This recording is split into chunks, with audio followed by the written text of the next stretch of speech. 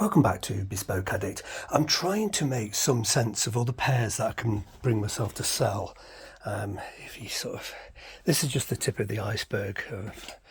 It's just, I'm embarrassed how things have become.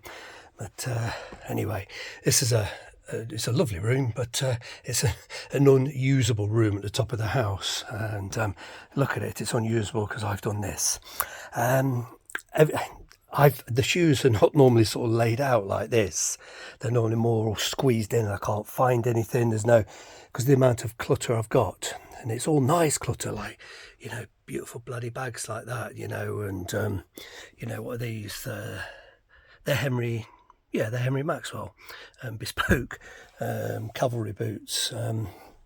Oh, I don't know, but I've just got to get rid of quite a bit more. There's another bag. It's a nice crocodile, another one. There's a pile of crocodile bags and briefcases. This is quite a nice briefcase. I'll probably end up selling it. So I can't even get it out. But what I've done, I've put aside the pairs that I think I could definitely part with, and they're over here. And there's some nice, and there's pairs that I would definitely not part with. Just wouldn't do it. These are both Chaves brogues, Foster and Son, with the gorgeous patina. They're both 60s George Cleverley. They're much more recent George Cleverleys. John Lobb, George Cleverley, Foster and Son. These are all Henry Maxwell from the 30s. This pair, they're from the 40s actually. They belong to Douglas Fairbanks Jr., the Hollywood actor, in this pair too. These are not Foster and Son. These are Faulkner and Son. Oh, actually, I'm not going to mess about pulling the tree out, but bizarrely, they're brown. They're opera pumps, bespoke opera pumps, and they're brown, and they look like they've always been brown. I thought the sun had bleached them, but if you look underneath the silk bows, they're brown under there too, so absolutely surreal. But yeah, these are Peel & Co, Foster and Son, Henry Maxwell, Daniel Wigan. I just want to keep these. I really do. These are a gorgeous pair of Edward Green, Daniel Wigan, Peel & Co. I forget that maker. Alan McAfee, more Foster, Lobb, more Cleverley, more Foster, Poulsen Scone, Cleverley, Daniel Wigan, and there's just so many, and I can't find anything. This is nowhere to store shoes, but I do want to try and keep these. Let's have a look at the pairs I think I'll be able to part with. It's a nice pair of Henry Maxwell, gorgeous. Not had much wear. I've stripped, they look a bit rough because I've stripped all the polish off. I wanted to moisturise them and clean them up, and but then I realised I probably didn't particularly like them.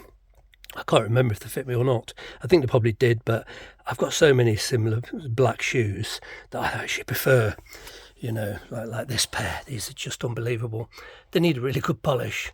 They've even got the original 1930s silk laces, and yeah, I've got quite a few more shoes elsewhere. This is just which are rammed in this house.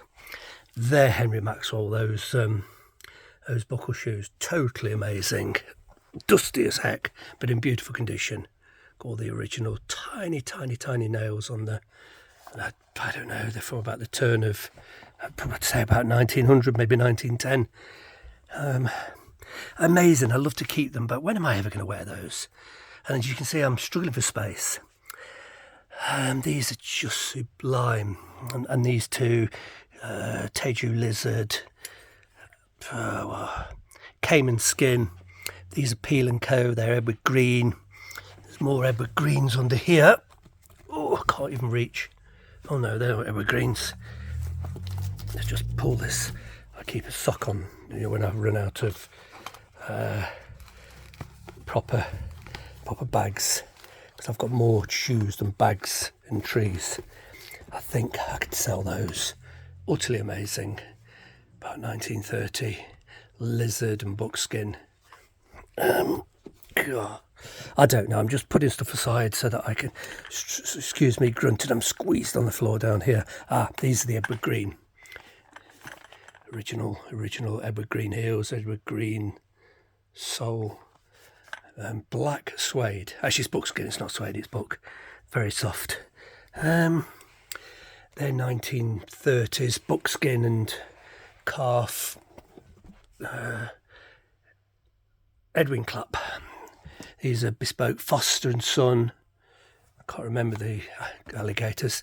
These are bespoke Henry Maxwell. Quite recent. Made in the workshops above the Jermyn Street Foster and Son Henry Maxwell store. Beautiful, beautiful things. Just a little bit big for me. 1920s alligator. 1960s lizard. Some butterfly loafers. Some more George Cleverly bespoke. George Cleverly, when he was, excuse me, his original shop. Let me just have a look at the labels. Pretty sure it is still there. It is. It's quite dark. Yeah, it is. Yeah, that's it. Yeah, definitely for 60s. Original soles and heels. Just a little bit snug for me. Lovely, but fuck, I've just got so much, and it's ludicrous. I barely got foot room here, and this is ridiculous. I won't even show you the upper areas of this room. I'm just embarrassed. So, in the short, I'd like to keep these. There's far too many, but maybe at some point I'll weed it down again. And I'll probably prepare all of these beautifully and sell them all, I think. I just don't know. I've still got, at least 40 pairs of the original 100 put aside that I'd said I was going to sell. And there, if I look down here, these are just bags and bags filled with lovely, lovely shoes. There's loads of them, and they've all got to be brought out, cleaned up, tidied up, polished, sized and listed. So, but I've sold about 45 pairs, and honestly, truly, it's not made a dent in the issue that I have, which is, well, you can see it for yourself. I don't normally keep them. I don't have any permanent storage for them. There is a possibility of building some proper shelving here, but I wouldn't get this amount of shoes. I might get 45 or 50 pairs in there. And, I can't overwhelm the family home with my shoes. So what's happening is they're just being shoved in bags and then just piled up, which is totally ridiculous. You can't find anything. You can't live like that, and I can't treat these beauties like that. At least 25% of these deserve another home where they can be really looked after. Maybe if somebody's got a couple of pairs of shoes, something like this would be the best in their collection. And a few years ago some of these were the best, and then I get new things which are better. So yeah, and honestly there's absolutely loads under there. They're bespoke pulls and scone, absolutely sublime. What's under there? Bespoke button boots, bespoke 1930s sandals. Yeah, underneath, look underneath, what you can't see, I can't even remember what's on there, but I don't know. Let's have a look. Nice pair of velvet slippers from Andrew Murphy. There might be another pair. Yeah. Oh, I can't remember. It doesn't. It's just, yeah, they're Foster and Son. You can see the problem I've got. This can't continue. It's shameful behaviour. I don't particularly like making videos like this, embarrassing myself in this way, and it's not fair on the family. I've got to do something about it. That's a bag I use quite a lot, so I'll probably keep that. But that briefcase down there is just gorgeous. But I don't ever use it. It's just, oh damn, they're falling away. Oh, okay, so they all fall on the floor. Never mind. Oh, so look at this.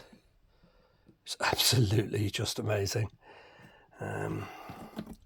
But that really deserves to be used by somebody that would use it for what it is. I've had that about 10 years. I've never done anything with it. I've never wiped it down, never moisturised it. I've never used it. It's not left this room.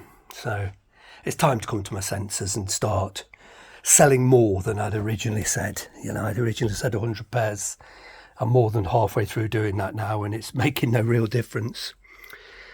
God's sake, what have I done?